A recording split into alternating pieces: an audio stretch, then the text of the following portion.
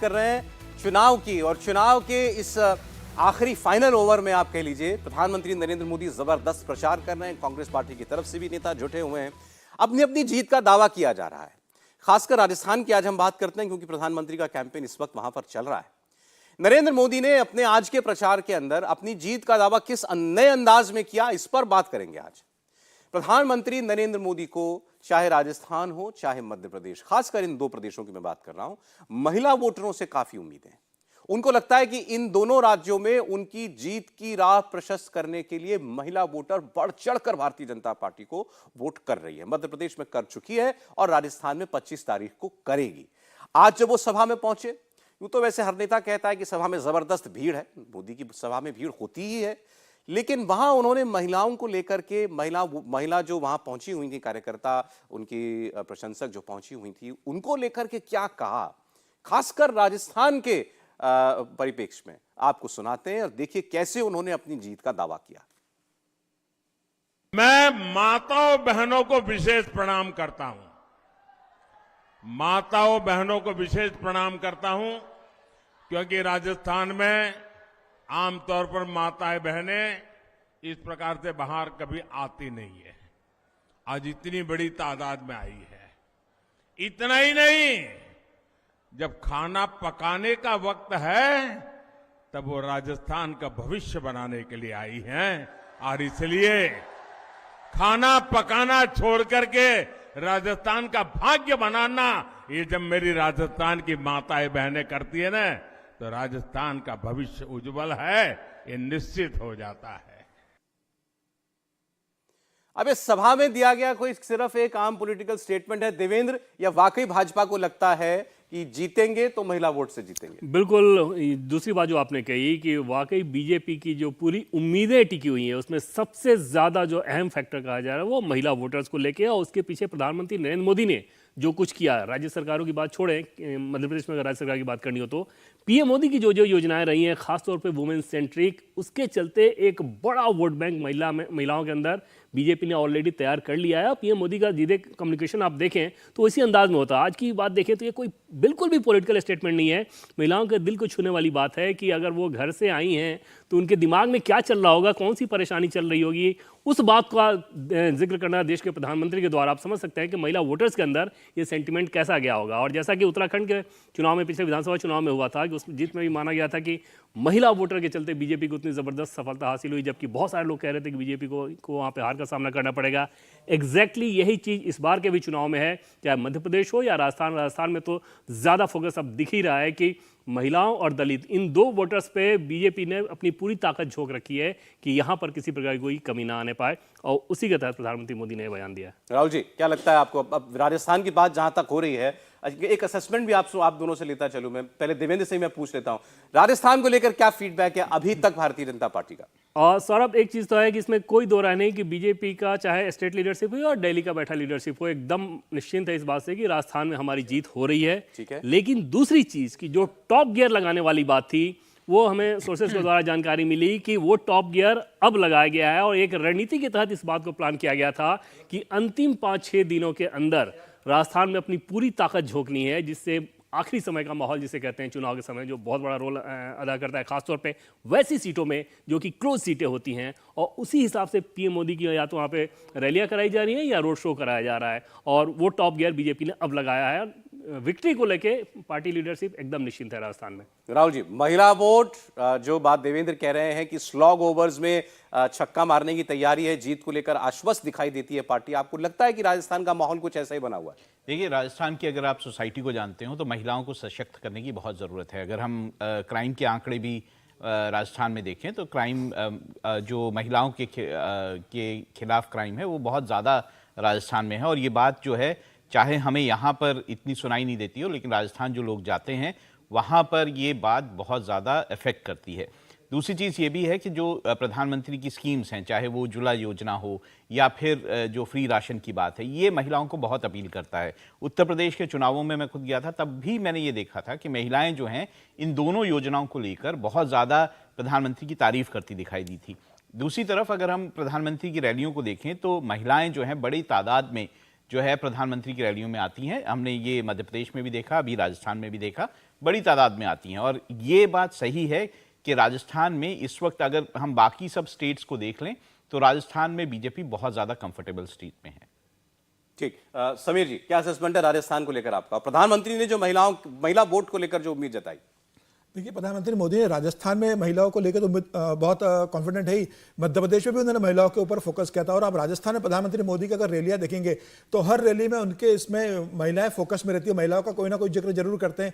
राजस्थान के अंदर वो लगातार महिलाओं के ऊपर जो अपराध हो रहे थे, रेप केसेस हो रहे थे, जो क्राइम है, उसका जिक्र लगातार करते रहे। अमित शाह ने भी उसका जिक्र किया और नड्डा जी ने भी उसका जिक्र किया। उस संगठन में जमीनी स्तर पर इस बात को लगातार पहुंचा रहा है कि कैसे लॉ एंड ऑर्डर बहुत खराब हो चुका है। अगर भारतीय जनता पार्टी की सरकार नहीं आएगी तो यहाँ पर क्राइम रेट बहुत ज्यादा बढ़ जाएगा। तो मुझे लग रहा है महिलाओं की सुरक्षा को लेकर और महिलाओं को जो योजना प्रधानमंत्री मोदी ने शुरू की है उसको लेकर भारतीय जनता पार्टी बहुत ध्यान दे रही है। खासतौर से राजस्थान के अंदर जो लाभार्थी है, केंद्र की योजनाओं की महिला लाभार्थी है, उनको विशेष फोकस किया गया है और उनसे भी संपर्क साधा गया है। तो मुझे लग रहा है कि महिलाएं भारतीय जनता पार्टी के एक बड़ा वोट बैंक होने वाली। इसके अलावा राजस्थान के आदिवासी और दलित भी भारतीय जनता पार्टी के साथ इस बार बहुत बड़ा वोट जुड़ने जा रहा है, जो पिछली बार भारतीय जनता पार्टी के से छिटक गया था। मुझे लग रहा है महिलाओं, आदिवासी और दलित के कारण भारतीय जनता पार्टी इस बार राजस्थान के अंदर 120 से 125 सीटें जीतने जा रही है। 120 से 125 सीटें। चलिए, आपने बड़ा क्लियर असेसमेंट अपना दिया है राजस्थान को लेकर के। ये जो महिलाओं पर अत्याचार की बात है या अपराध की बात है, बीजेपी का हर लीडर टॉप टू बॉटम, प्रधानमंत्री से लेकर हर नेता जो है इस बात को, खासकर शांति धारीवाल ने जो विधानसभा में कहा था कि मर्दों का प्रदेश है इसीलिए रेप ज्यादा होते हैं, उसको गिनाता ही गिनाता है। और प्रधानमंत्री ने भी लगातार, खासकर महिलाओं के बीच अपनी योजनाओं का प्रचार करना हो या बीजेपी के लिए क्यों महिला महत्वपूर्ण है, महिला वोट महत्वपूर्ण है, इसको गिनाना हो, ये बात वो लगातार करते हैं। आज की सभा में भी वो की। देखिए, शांति धारीवाल जी ने सदन के भीतर कहा और दिव्या मदेरणा उनकी महिला विधायक हैं, बहुत तेज तर्रार विधायक हैं, राहुल जी की टीम की मेंबर हैं। उन्होंने ये कहा कि शाम के बाद यहाँ किसी को भी डर लगता है, जब मुझे लगता है तो आम महिला का क्या हाल होगा। तो कानून व्यवस्था के मसले पर राजस्थान सचमुच इतने नीचे कभी नहीं था। इस स्थिति में नहीं था कि सरकार न चलती हुई दिखे, मतलब सरकार है ही नहीं। तो एक तो वो सीधे महिलाओं को असर करता है। दूसरा, जब इस तरह के संवेदनहीन बयान आते हैं तो उस पर, जिसको कहते हैं ना कि आपको जख्म हो गया हो, उसी पर कोई नमक छिड़क दे। प्रधानमंत्री नरेंद्र मोदी, जिनकी सारी योजनाएं वो घर से शुरू होती हैं, घर रसोई, इसके आगे जाती ही नहीं। बाकी ठीक है, वो बड़ी बड़ी योजना लगाते हैं, बड़े बड़े काम करते हैं, लेकिन जो महिलाओं को असर करती हैं वो कहते हैं कि भाई घर महिला के नाम पे कर दो। वो कहते हैं भाई उज्ज्वला आएगा तो उसको देखो, अगर महिला है तो उसके नाम पे कर दो। अगर शौचालय की योजना बन रही तो उस घर में महिलाएं जा रही, उनको दिक्कत हो रही, इसलिए कर दो। खाता खुलने वाला है तो भाई महिला कहां रखेगी, वो तकिए के नीचे रख देती थी, पैसा खराब हो जाता था, उसको दे दो। एक तरह से जितनी योजनाएं केंद्र सरकार की हैं, जो नरेंद्र मोदी की योजनाएं शुरू हुई, वो सब महिला सेंट्रिक हैं। इसीलिए सेल्फ हेल्प ग्रुप की बात हो या इस तरह की जिसको हम मुद्रा योजना कहते हैं, उसमें महिलाओं का प्रतिशत बढ़ जाता है। कानून व्यवस्था खराब होना, महिलाओं पर हमला, और घर में नरेंद्र मोदी हाथ पकड़ रहे हैं, ये दोनों महिलाओं को अपील करता है।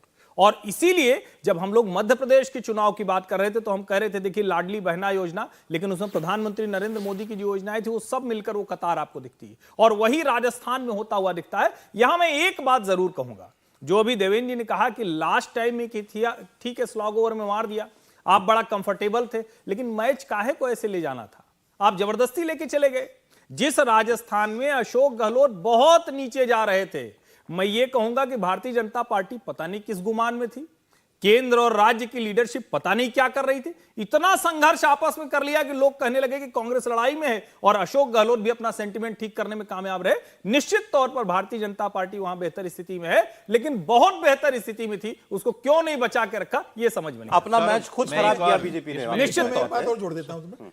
अब योगी आदित्यनाथ के राजस्थान की अगर सभाएं ध्यान से देखोगे सौरव जी, तो हर सभा में उन्होंने हिंदुत्व की बात की है और महिला हो रहे अत्याचार की जिक्र किया, और उन्होंने कहा है कि यूपी में अगर होता है तो अगले चौराहे पे वो पुलिस से ठिकाने लगा देती है। ये राजस्थान में कि जो महिला पे अपराध करता है वो पूरे राजस्थान में शान से घूमता है और अपने अपराधों का बखान करता है। उन्होंने हर सभा में महिला अत्याचार की बात की। मुझे लग रहा है मोदी और योगी ने जो महिला अत्याचार का मुद्दा राजस्थान में उठाया है उसके कारण महिला का बड़ा वोट बैंक इस बार भारतीय जनता पार्टी के पक्ष में जा रहा है। मैं आपको आज का बता देता हूं ना, नरेंद्र मोदी ने शुरुआत की कि सनातन को लेकर इन गवंडिया अलायंस के लोगों ने क्या क्या कहा था, मत भूलिएगा। योगी आदित्यनाथ ने कहा कि इनके प्रधानमंत्री कहते थे पहला अधिकार मुसलमानों का है हमारे संसाधनों के ऊपर, हमने आकर के वो गरीब को दिया है। इसके अलावा मतलब राम जी का मंदिर, तमाम बातें ये तो प्रमुखता से उठाई जा रही है। हिंदुत्व तो एक बड़ा एजेंडा है। जो बात हर्षवर्धन जी ने कही, इस मैच को क्लोज बनाने की दोषी खुद भाजपा ही है क्या अपने लिए? बिल्कुल सौरभ, क्योंकि क्रिकेट के भाषा में आपने स्टार्ट किया था इस बुलेटिन को, तो उस भाषा में समझाएं कि पहले जैसा कहा जाता था इंडियन टीम के बारे में कि आसान मैच को भी इंडियन टीम कभी कभी बहुत मुश्किल बना लेती है। तो इसको राजस्थान के चुनाव को अगर आप देखें तो आप कह सकते हैं कि 6 महीने पहले 150 के मैच को अब बीजेपी ने 110 का मैच बना लिया है। 150 को 110, 110 200 में से। ओके। अगर वसुंधरा राजे सिंधिया को 6 महीना पहले, 8 महीना पहले लीडरशिप डिक्लेयर करके, क्योंकि अगर आप देखेंगे ना पिछले 1-1.5 साल में खास तौर पे, तो ऐसा समझ में ही नहीं आएगा आपको कि वहां पे प्रदेश संगठन अशोक गहलोत से लड़ रहा था, उनकी योजनाओं को काउंटर करने के लिए लड़ रहा था। वो आपस में ही लड़ाई करने में लगे हुए थे, खासतौर पर तब जब सतीश पुनिया प्रदेश अध्यक्ष रहे और उनकी और वसुंधरा राजे सिंधिया की तनातनी एकदम से सड़क पे आई हुई थी और इतने नीचे लेवल पे गई थी कि वसुंधरा राजे सिंधिया का अगर जन्मदिन पे कोई कार्यक्रम हो रहा है तो उस दिन भी पार्टी संगठन जानबूझ के कोई और कार्यक्रम रख दे रहा था और दोनों जगह जोर आजमाइश होती थी, शक्ति प्रदर्शन होता था। तो इस रूप में अगर आपने अपने संगठन को छोड़ रखा है तो एक तरह से हेडलेस चिकन वाली स्थिति थी। अब उस चुनाव के चलते 150 का स्कोर 110 पे आया है। 110 वाले बीजेपी वाले खुद कहते हैं, जाहिर तौर पर सर ये तो कमाल बात है। मतलब कि इस चुनाव के अंदर सब कुछ आपके पक्ष में होने के बाद अगर आपको लगता है कि हम 110 के करीब इस वक्त खड़े हुए हैं, जब 4 दिन रह गए वोटिंग के अंदर, तो बहुत जो बातें कह रहे थे लोग कि बहुत कंफर्टेबल है बीजेपी, तो ऐसा तो नहीं दिखाई दे रहा। देखिए, अगर हम 2018 से पीछे चले जाएं तो एक खास बात आपने देखा होगा कि वसुंधरा राजे सिंधिया ने एक बाकायदा चेंज को लेकर कई जगह पे रैलीज की थी, मतलब एक पूरा कैंपेन किया था, वो पूरे राजस्थान में घूमी थी, उन्होंने एक यात्रा की थी। इस बार भी जहाँ तक मुझे जानकारी है कि वो इस तरह की यात्राएं करना चाहती थी, लेकिन उनको रोक दिया गया और दूसरी तरह की यात्राएं अलग अलग जो 4 अलग अलग यात्राओं को बनाया गया। तो मुझे लगता है कि वसुंधरा राजे सिंधिया को अगर शुरू में ही आगे रखा जाता, उनको पूरी तरह से शुरू में ही कैंपेन करने दिया जाता, और शायद जो बाकी भी पैनलिस्ट बोल रहे हैं कि उसकी जो बीजेपी की स्थिति है वो बहुत ज्यादा बेहतर इससे हो। अरे अब आज के लेकिन अपने प्रचार के अंदर प्रधानमंत्री ने, जादूगर तो हम सब जानते हैं किनको कहा जाता है, अशोक गहलोत को, लेकिन प्रधानमंत्री ने बाजीगर किसको कहा, वो भी दिल्ली में बैठे बाजीगर को। जरा आपको दिखाते हैं। गठबंधन गठबंधन के नेताओं ने कैसी कैसी आपत्तिजनक टिप्पणियां हमारी माताओं बहनों के लिए की है। बिहार के मुख्यमंत्री ने तो विधानसभाओं में महिलाओं के प्रति घोर अपमानजनक शब्दों का प्रयोग किया है, लेकिन मजाल है कि कांग्रेस के किसी भी नेता ने कोई आवाज उठाई हो। और यही कांग्रेस का असली चेहरा है जिसे राजस्थान के लोग पहचान गए हैं। उस मंत्री के पास शायद कई लाल डायरिया छिपी हुई है, इसलिए ऐसे मंत्री को भी टिकट दे दिया। इसका मतलब यह हुआ कि महिलाओं पर अत्याचार और जुल्म करने वालों को कांग्रेस की दिल्ली सरकार भी, कांग्रेस के दिल्ली के कारनामे करने वाले लोग भी, कांग्रेस के दिल्ली में बैठे हुए सारे बाजीगर भी ये जादूगर की हर बात मानने लग गए हैं। शांति धारीवाल का जिक्र कर रहे थे वो कि इनको टिकट मिला है, मतलब जादूगर यानी अशोक गहलोत के पास जाने। ऐसी क्या बात है कि दिल्ली के बाजीगर यानी कि कांग्रेस का आला कमान हर बात मान लेता है इनकी? इनको बहुत सी लाल डायरियां होंगी शांति धारीवाल के पास। नहीं, देखिए, ये तो कई बार कहा जाता है ना, और अक्सर लोग कहते भी हैं कि जहां सरकार होती है तो जो आला कमान होता है वहां से बहुत कुछ चलता है। तो कांग्रेस का तो सब कुछ राजस्थान और छत्तीसगढ़ से ही चलता है, तो इसीलिए उनकी बात भी मानते हैं। लेकिन जो प्रधानमंत्री कह रहे हैं, शांति धारीवाल के संदर्भ में कह रहे हैं, वो ज्यादा एक तरह से कहें कि हिटिंग है। वो सिर्फ इतना भर नहीं कह रहे हैं कि भाई किचन चलता है, फंडिंग आती है। वो कह रहे हैं कि देखिए कुछ ऐसा रहस्य है, कुछ ऐसी राज की बात है जिसकी वजह से, और ये तो भाई खुले में आ गया था कि वर्किंग कमेटी की बैठक में शांति धारीवाल को लेकर अशोक गहलोत और राहुल गांधी के बीच में तकरार हो गई। यहां तक कि ये खबरें ही हैं, कहा गया कि सोनिया गांधी को हस्तक्षेप करना पड़ा। और उसके बाद भी अगर आपको टिकट देना पड़ जा रहा है, फिर तो मतलब है कि कोई ना कोई कमजोर नस दबी हुई है, कहीं ना कहीं कुछ गड़बड़ है। और अगर ये बात लोगों को समझ में आएगी तो चुनाव के वक्त ये छोटी छोटी बातें कहीं ना कहीं असर डालती हैं। एकदम से असर डाल देंगी नहीं है, लेकिन थोड़ा थोड़ा तो असर डाल देती हैं। काम प्रधानमंत्री कर गए।